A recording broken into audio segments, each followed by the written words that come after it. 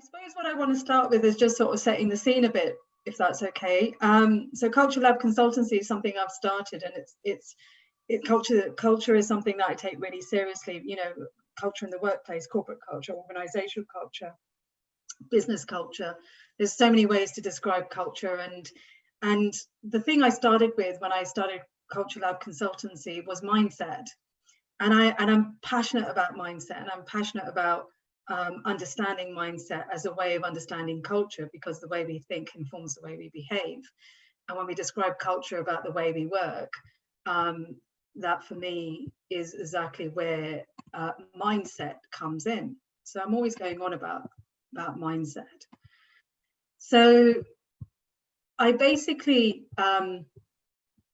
wanted to sort of invite you, Jackie, to have a chat with about mindset, because you're an expert. So let me just introduce you to everyone. So your biography is amazing, by the way. So Jackie worked as a newspaper journalist before starting a career in teaching and school leadership. Your journey started as a teaching assistant and primary school teacher. You moved into secondary school and then became an advanced skills teacher. You then became a head teacher of a large successful secondary school. It's amazing. You were awarded an OBE in 2002 for developing innovative learning to learn programs that raised achievement for both students and teachers. As a head teacher, you led an excellent cluster of secondary schools in the local area. You were a member of the prestigious Future Visions group with SSAT and worked as a school improvement partner. Since 2006, you've been training teachers and leaders all over the world in the latest strategies for developing resilient, independent learners and a growth mindset culture in the classroom. I absolutely love that, touching on developing resilience, independent learning, and developing growth mindset cultures. It's amazing. Jackie, you're a master practitioner of NLP, trained clarity coach, author of several best-selling books, including The Perfect Teacher, The Perfect Ofsted Lesson, The Perfect Teacher Coach, and your latest book, which is Grow, Change Your Mindset, Change Your Life, a practical guide to thinking on purpose, focused on how to manage our thinking for happiness and success. And you know, you're passionate about sharing how thinking habits develop confidence and courage with teachers and leaders from all sectors. And I know this because you and I have talked about this before, and you know, I love your book. Like I said, it's very close to how I view growth mindset, my own mindset, and I know that I have a mix of mindsets, and so maybe we can explore this a bit. But so welcome, first of all. Thank you for agreeing to chat with me about this, and just to say, this is being recorded, so it will be available to people to watch. So really just wanted to explore this concept of mindset with you. You're an expert in this area. What does it mean? Well, it's funny thinking that, you know, I'm an expert in this area, but actually we all are experts in mindset, because actually mindset is really the study of the human condition, actually, and how we function and how we work together and how we find the best version of ourselves, in my view. And so although you say I'm an expert in mindset, actually I'm someone who probably 30, 40 years ago was such a sort of quivering wreck of anxieties and insecurities, though you'd never believed it, because I'm quite an extrovert person. Inside here, there was all sorts of insecurity going on. And I suppose when I had my kids and I was a teacher and found that so many people seem to suffer from thinking the worst, thinking negatively, thinking in ways that didn't help them. And that's from all different backgrounds, with all different types of parenting. Sometimes we get these sort of strange insecurities. And I thought, where does that all come from? And I suppose I spent the last 30, 40 years reading every book there was on personal development, on things like NLP and how the mind works, and neurolinguistics and the brain, all of that stuff. And I suppose what your original question was, what do we mean by growth mindset? What do we mean by mindset? It's just the way we think and the way we then respond to our thinking.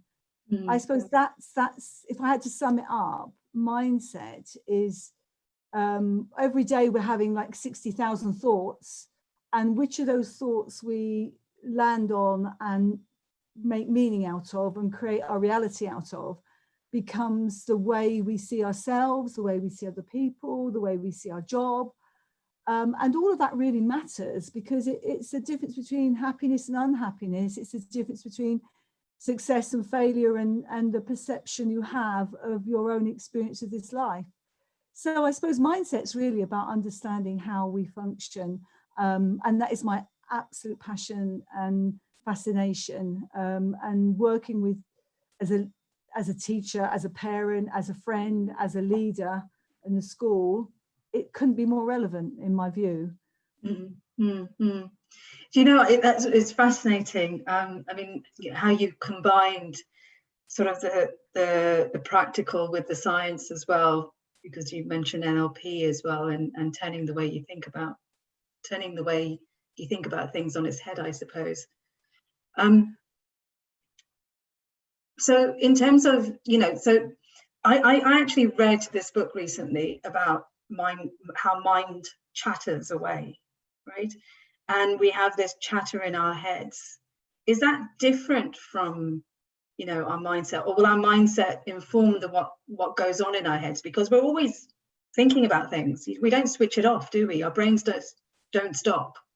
I think mindset is the habits, and habits, remember, are unconscious behaviors, unconscious sort of bias, unconscious behaviors.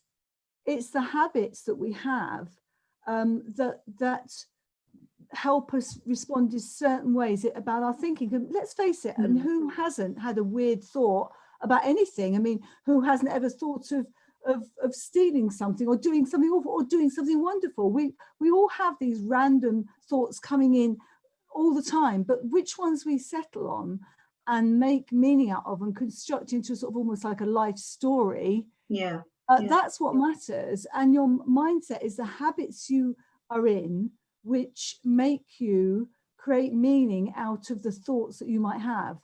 And we all have this thing called cognitive bias, which means that as you grow up, so you're a child, and if you ever see little children, they are in the moment. They just live in the present. They're just playing, and they'll get very, very upset about something. And then the next moment, they'll be over it, and you can distract them, and they can see something else, and they're over it straight away.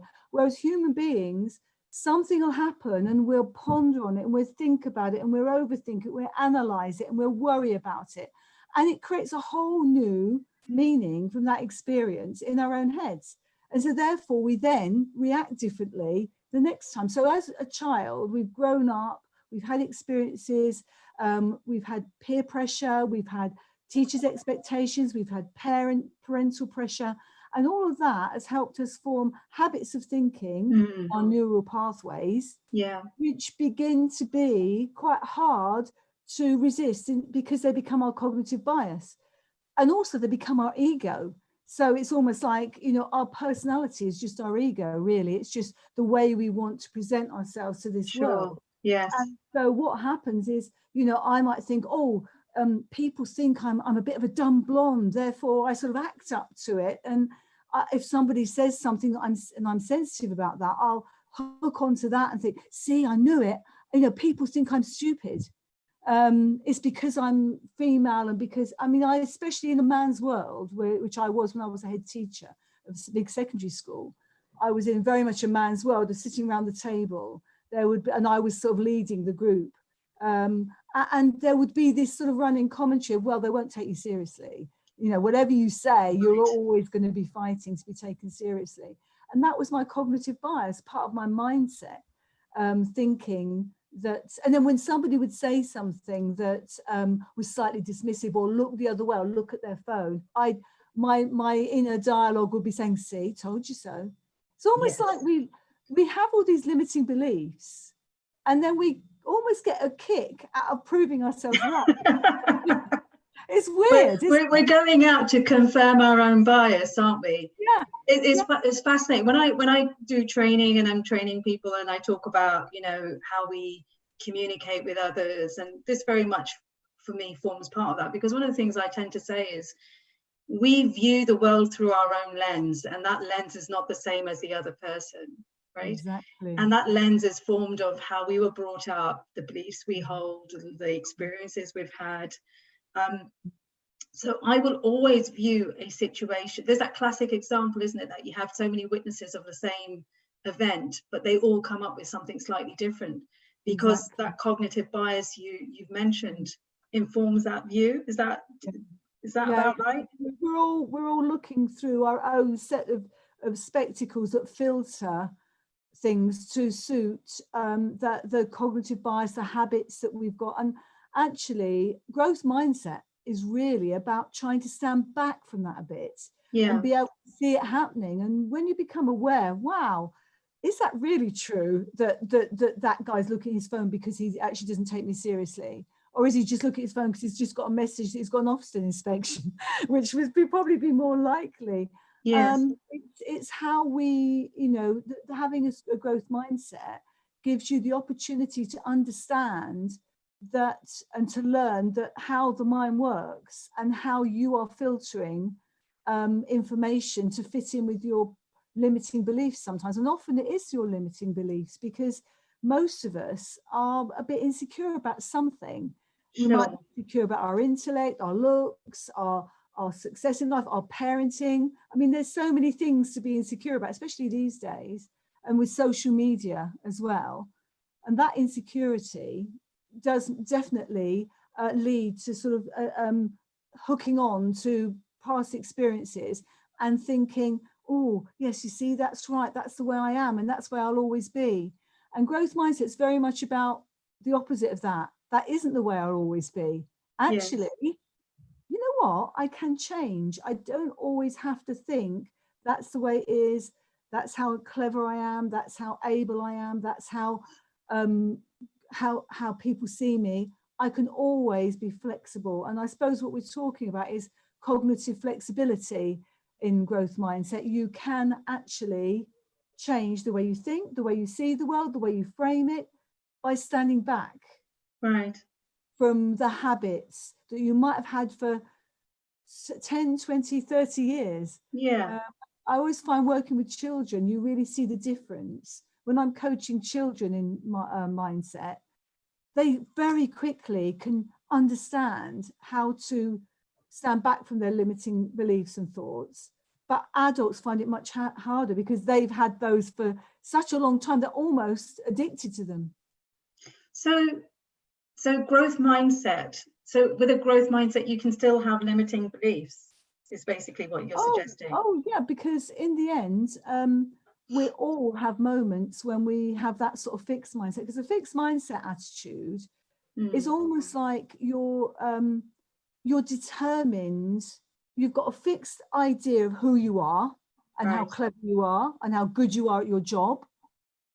And you don't want to do anything that will threaten that self-identity. So therefore, the last thing you'd want to do is perhaps to hear some feedback that the last job you did wasn't quite up to your usual standard. And you'd rather not hear that than hear that and feel the pain, because let's face it, it would give everybody a little bit of pain to think, oh, am I as good as I used to be? And but a growth mindset means you really understand that the only way you really grow is to be open to that constructive criticism and feel the pain, but then think, right, what can I learn from this? How can I move forward? How can I make this into something that makes me grow, makes me more able to move forward and be better, the best version of myself? And that's why sometimes the very most successful people who are really successful in business or at school or in life are the most fixed mindset, because let's face it, everything's worked for them. It's all gone well. They've been a success. Everyone loves them. They've done well. They've achieved this, they've achieved that. why would they want to do something outside that comfort zone of success? It's scary, because as soon as you step outside that success criteria, how you identify yourself, immediately you feel that insecurity. Well, am I as good as I used to be? Right. You know, I was successful at school, but can I be successful in work? I was really good in my last company. In this company, am I going to be able to establish myself in the same way? Sure. And that sort of insecure thinking that can lead to sort of closing down, rather than opening up to, right, what can I learn? Who's good here? Who can I learn from? How can I be a better leader and better than I was before? What new skills, what new ways of thinking do I need? Right. Yeah, it's fascinating, isn't it? The whole, I can see why you're really engaged with the subject, and you know how where the passion comes from, because it's all about learning at the end of the day, isn't it? And it's about being prepared to learn. Absolutely. You've hit the nail on the head, that whereas when we're children, we're expected to be learners, it's okay for to be learners.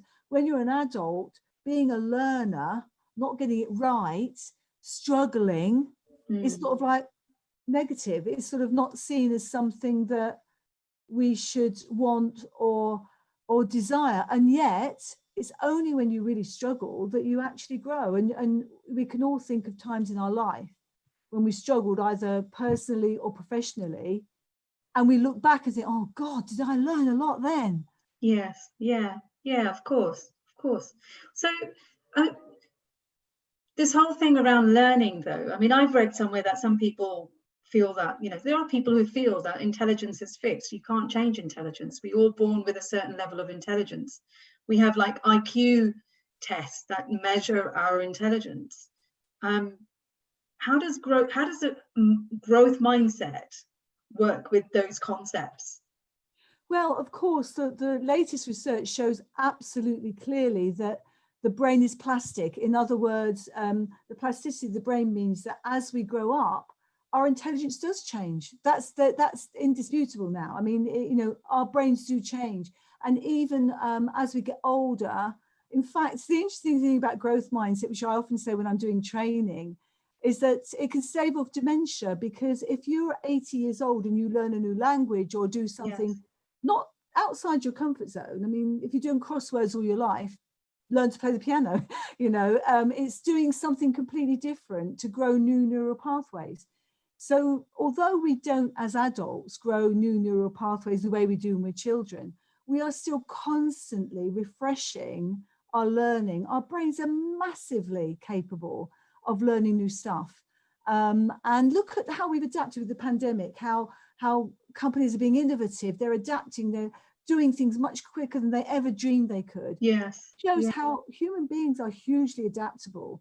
So I would say that anybody, you know, of course there's thresholds of intelligence, there's thresholds, but whatever your threshold is, whatever your starting point is, if you are willing to be a learner, to listen to feedback, to respond to feedback, you will always be able to make progress. And my piano playing is a very good example of that, because I've started from behind the starting line and now I can play a couple of tunes. I'm still very special needs when it comes to piano, but whatever you do, you go at your own pace and make progress and learn and grow those new neural pathways. So whatever people think about intelligence, there's always new ways to learn new things. And the main thing is to have new thinking, because it's new thinking. When you clear your mind of all the thinking and the worries and the, you know, worrying about the future and the past and what you're like and, you know, how you're going to lose that extra stone or get that promotion, you actually can get new thinking, and new thinking will definitely grow your mindset. Yeah, no, definitely. I feel like I'm always opening up a new book to read about culture and different perspectives of culture, and you know, and how you can then apply that learning in your workplace. And that's my next question really for you, is what are the implications in the workplace, you know, for organizations? One of the things I always say is that well, one of the first questions I will always try and answer and ask and then try and answer is this organization a learning organization? what is its approach to mistakes and errors, and what's the organization mindset, for example, you know. So in your opinion, what are those implications, you know, for workplace? I think it's such a brilliant question that you ask. What's the organizational mindset? Because interestingly, the you know, what's the most contagious thing is mindset. If you've got, you know, it's interesting, isn't it? That it's like anxiety, that if you talk to someone that's anxious about something, you pick up their anxiety. We are neural Wi-Fi. I love that sort of expression. You know, we pick up feelings from each other. When you're with someone who's positive and upbeat, you will pick up that vibe. And so therefore, if you want an organization to have that sort of get up and go for it, and passion for the product and for the business, and it's got to be a contagious critical mass of people that have got that growth mindset, that want to learn, that know that we, you know, no blame. Because what happens with the fixed mindset culture, and there's plenty of companies that go down this path, and by the way, it's all led by the leadership, of course, it's modeled by the leadership. When you have a fixed mindset culture, you are going to have that sort of sense of being afraid to admit mistakes, being afraid to own up and to take feedback, and to be vulnerable. And that's so negative, isn't it? I mean, we see that in situations, you know, whether it be the NHS or whether it be aeroplane accidents. You know, we've got to be honest about what's gone wrong here, so we can we'll have it over what's been going on here in the last sort of few months. What have we done right and what have we done wrong? Absolutely. Learn from it.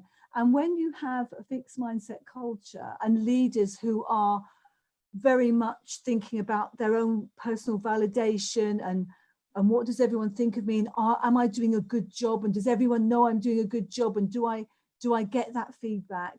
You get that, and feel vulnerable themselves, because they think I'm only as good as my last deal, I'm only as good as my last sales performance. You get that sense of insecurity, and with insecurity, I've got to hide my mistakes, I'm risk averse. I'm, you know, there's a bit of blaming each other, making excuses, all that very fixed mindset stuff in a culture. And you get that sense of everybody's a little bit afraid to be honest. To give each other. Whereas a growth mindset culture, we have a leadership which is willing to let people try things and experiment and innovate, and if they make mistakes, as long as they can reflect and learn from it, they will be able to move forward, and they are willing to share that across teams. There's that sort of sense of we've got to hide our errors from other people. We can learn from each other. We're willing to be flexible in our roles, so therefore we will try. In fact, Microsoft, the CEO of Microsoft, I've forgotten his name for a moment, which is terrible, but he introduced a growth mindset culture. And within that, he said, right, we are going to say you can work outside your usual specialism. I want project ideas of something completely different that you want to put forward, and we will fund some new projects. And he got some amazing ideas and projects coming forward, and it excites people. So with a growth mindset, you get more flexibility, you get more sense of well-being and feeling supported, because everybody knows that even the leaders will hold their hands up and say, look, actually, we tried this, I got it wrong, but this is what we learned from it. And that's a hugely powerful role model. And you get that more creative, innovative approach. And we need that flexibility in the workplace, never more than now. In uncertain times, you need people to be able to come up with ideas and move forward and be confident they will be judged by their way they have learned and move forward. And I would say one of the most important things about culture is that when you have information coming in about success and failure, it's failure is not seen as judgment, it's seen as information. And Yes. imagine if you're in your business, every time there was any sort of failure, it was not seen as judgment, it was seen as, right, here's some really important information we need to take on board without an emotional reaction, just learn from it. It would make a big difference. It would, absolutely. Yes, you know, that's spot on. One of the things I like to say is that learning is failure provides an opportunity to learn, right? So by making mistakes, not deliberate ones, right? But actually mistakes happen. We're human beings. You know, we're not infallible. We do make mistakes. But actually, to avoid a culture of blame, a culture of denial, a culture of finger pointing and so on, you actually want to learn from those mistakes. And what you just said about taking the emotion away from it is just really powerful, because the moment you desensitize that mistake, you actually have the opportunity to see the bigger picture. So you can see it compassionately, right? And one of the things I just wanted to sort of link what you're talking about is something that's very close again to my I suppose my work and how I view the workplace is around psychological safety. You know, you talked about the growth mindset versus the fixed mindset in the workplace, and actually all the things that you were talking about were about whether you have in your team or your organization high or low psychological safety. Do people feel safe in that environment to speak up? Can they speak their truth? Can they speak truth to power? Right? Yes, absolutely. You know, do you understand that power authority dynamic in your organization? Do leaders understand the impact of their authority on people who follow them? It's fascinating. And all of it, for me, comes back to this concept of mindset as well. It does, because if you, sometimes I'll be addressing in a piece of training a group of leaders, and I'll say, when was the last time you asked your staff, your people, how am I doing as your leader? Yes. And it's interesting because everyone goes, oh my God, what, I'd never, you know, it's how much do we as leaders ask for that sort of feedback? And genuinely people know that we will listen and we will actually take it seriously and we'll give them a voice. Yes. And it won't be viewed as judgment. It will be, that's really interesting, that's really useful. And I think that leaders who can do that, who can stand up and honestly request that 360-degree feedback. Yes. Yes. When organizations have 360-degree feedback in there, where we're asking our peers, we're asking our customers, we're asking our people that work for us and who we work for, what's your honest opinion of my role? What could I do better? What am I doing well? Then we're talking proper growth mindset culture, I think. But what you're also sort of alluding to is on a very personal level. You have to be kind of brave and courageous, because you know, not everyone wants to hear criticism about themselves. We all have a good opinion, or tend to have a better opinion of ourselves compared to others. In some things, and in other things we are very quick to criticize ourselves. So hearing criticism from others can be quite painful. And I actually think that's a really, really, really good point, because the one thing about growth mindset is it does make you more resilient, because you think to yourself, well, there's no such thing as failure, there's only feedback. And actually, this has gone wrong. And instead of beating myself up about it, I can actually think of the way forward through learning, through developing new skills, and through changing. And actually what we're up against here is, how do we view change? How do we view being able to change ourselves and change for our business and change for our colleagues, change for our families? Can we accept that change might be necessary?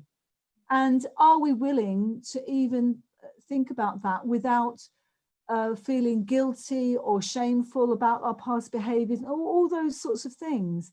And in a way, it's trying to get that healthy self-love alongside your growth mindset, so that you can forgive yourself when you get it wrong. Yes, yes. And that's a really important part of it, because we are going to get it wrong, and we're going to make mistakes, and we're going to say the wrong things sometimes. And as a leader, you know, it's sometimes when you're at the top, there's nobody really that will give you the honest truth about how things are going, and you might make a mistake, and you feel very guilty about that, and that's not helpful either. And I suppose that's why I've got into mindset coaching, because to try and get people to have this process of what I call metacognition, and you might have heard of it. Yes. We talk a lot about it in schools, because for children, it's something that really helps children achieve more. And it will help adults as well, because metacognition, just meta, standing back from your thinking, and getting into that habit of being able to stand back and think, hang on a minute, here I am blaming myself or feeling angry or upset with myself. Do I need to? Is it helpful? And being able to move away from that, rather than sinking into that slough of despond when things go wrong. And all of us are guilty of that. And I suppose because as well, we live in a society where validation from others is such an important thing, right from social media through to getting our appraisal and finding out how well we've done and getting promotion, getting money, looking good, looking, fitting the aesthetic sort of perfection brand. It's all there. And it's only when we can actually accept that we're not always going to get it right, and we're not always going to look quite right, that we can actually feel that sort of contentment and find our best selves, really. So I think it's the well-being factor as well with growth mindset, that if you can think, even when you step out of that and you think, God, I'm being really fixed mindset here. And we all have those moments. I mean, I've been doing this for years, and I will not only have those moments, but sometimes, because one of the things about Carol Dweck's research on growth mindset was that when you praise someone, you say, Cami, you're absolutely brilliant at your job. It might feel good to you instantly, but actually in the long term, that type of praise can be detrimental.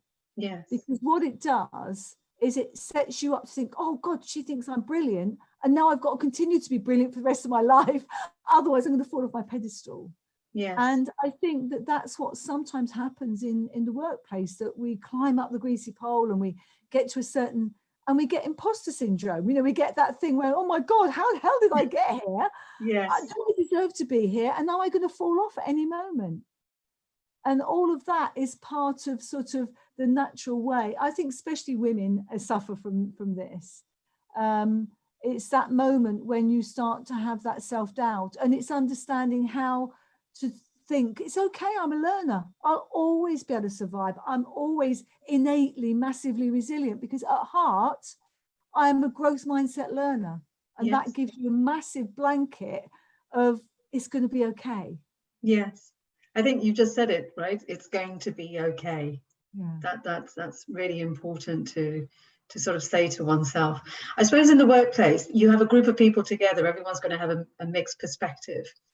So as a leader of that team, as a manager of that team, how do you cultivate a growth mindset for, within that environment that has a mix of mindsets? Well, if anybody wants it, I have the email that was sent out by the head of Microsoft when he decided they were going to have a growth mindset culture. Fascinating. But obviously what he did, there he was leading a huge, already successful company. He just said, right, we've been successful, but do you know what? We could be even better. And actually what will make the difference is all of us, every one of us, buying into a growth mindset thinking. And he explained it a little bit in his first email. And then he said, this is what it's going to look like in our workplace. So it's going to be slightly different for every company that takes it on. We're going, and for him, we're going to set up these project challenges. We're going to push ourselves outside our comfort zone. We are going to have leadership that involves coaching, growth mindset coaching for each other.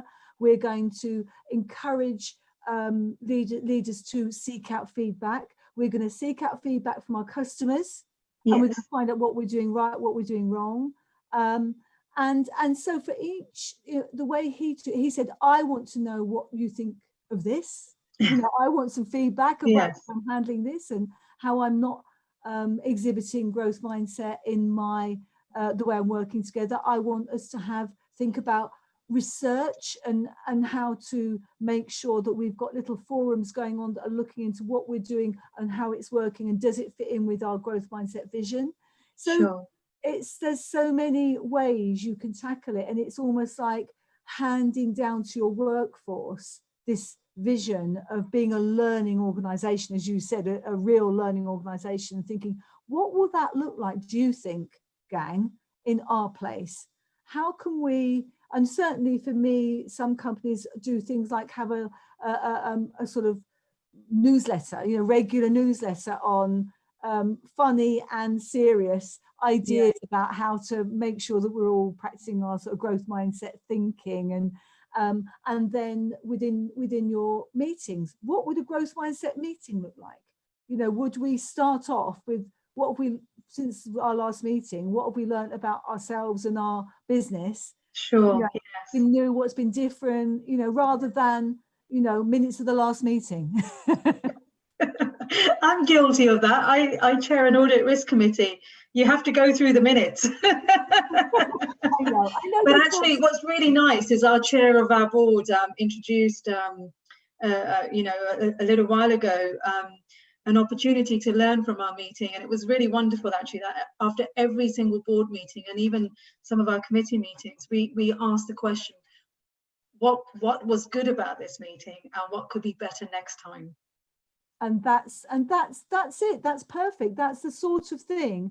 And let's face it, we're not going to become a growth mindset culture overnight. This is a long-term plan. This is something that, and you won't actually, there'll be some people, I'll think actually for a moment there will be some people who will always struggle. I mean, some people often say to me, well, if you've got scientists who are very, rigid in their thinking, and they have a certain way of doing things, and they always want to do them the same way, and they feel very threatened by talking about pushing us outside your comfort zone and doing it a different way, and it's risky and all this sort of thing. And so we have to understand that everybody's at a different place in their growth mindset journey, but everybody, actually particularly those inflexible people that are vulnerable to snapping rather than bending, if you like.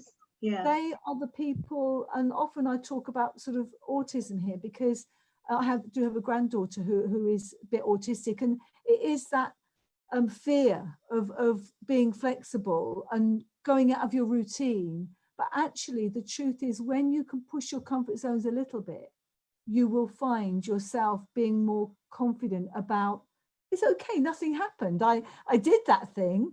It's like when you check, when you're used to checking, you've locked your door 5 times, yes. and you only check it 3 times and you didn't get broken into. So it's almost like that OCD thing. We're all a bit guilty of checking or getting into routines that we get a little bit addicted to. Sure. And it's being brave enough to think, no, I'm going to trust, because every one of us is innately, underneath all that thinking and worrying and ego, innately resilient. We're underneath, who we really are is a extremely resilient, perfect learner. That's how we were born.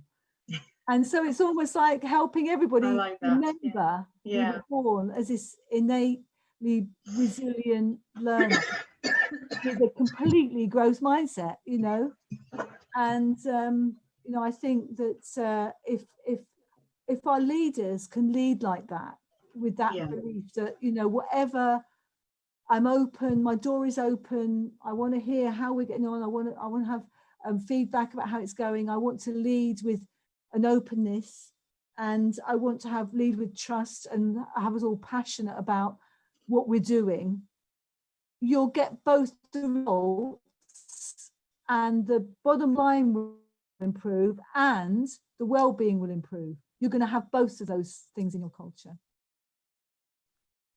Thank you.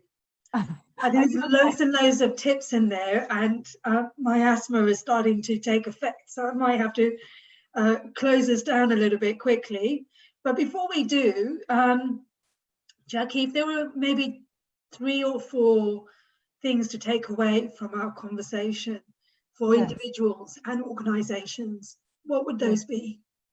Well, I would say that if anybody's interested and would like to email me directly at jackieabeere@gmail.com, I think Camille can put up the email address.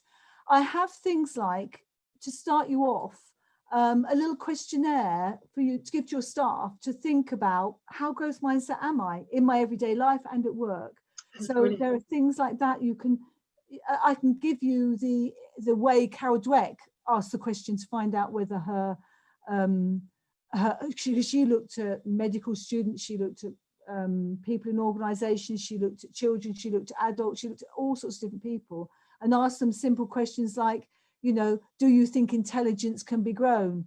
Do you think your personality can change? So I've got all that sort of information. I'm very happy to share that.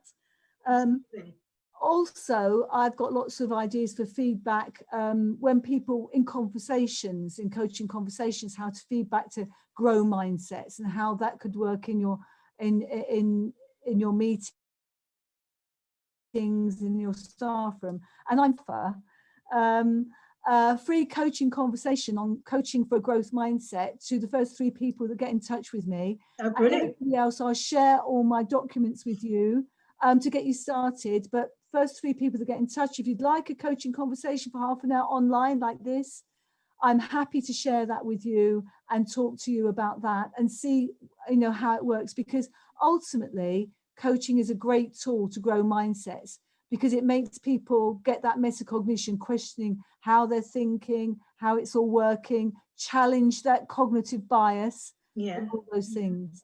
So get in touch and I'd be very happy to help. And I want to thank Cami for this lovely interview. Really enjoyed talking to you, Cami. Always do, because we have great. Thank you, Jackie. And appreciate your time. Culture Lab is a fantastic company, and I'm hoping that all of you will have enjoyed this session listening to it today.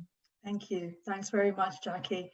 So I'll definitely include reference to your website as well, your email. My website, jackieabeere.com, and my book, Grow, and my email address if anyone wants some resources to get started on this stuff. Brilliant, brilliant. Okay.